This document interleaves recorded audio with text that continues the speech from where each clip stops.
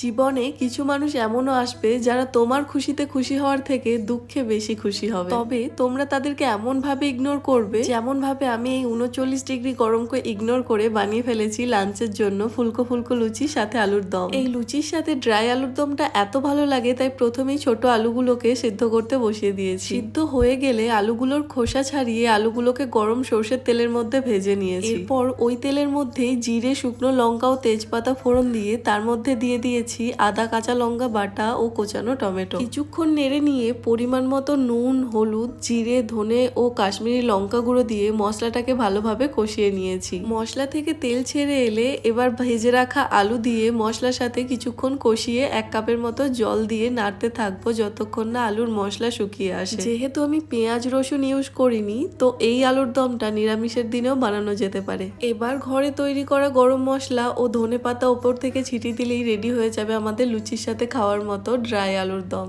যতই গরম পড়ুক না কেন, বাঙালিকে লুচি আলুর দম বানানো থেকে কেউ আটকাতে পারবে না। ফুলকো ফুলকো লুচি আর গরম গরম আলুর দম, আর তার সাথে নিয়েছিলাম ঘরে তৈরি করা বোঁদে। এই তিনটের কম্বিনেশন কি যে ভালো খেতে হয় তোমাদেরকে বলে বোঝাতে পারবো না। তাহলে ভিডিওটা কেমন লাগলো কমেন্টে অবশ্যই জানিও, আর ভালো লাগলে ভিডিওটা লাইক করতে ভুলো না যেন।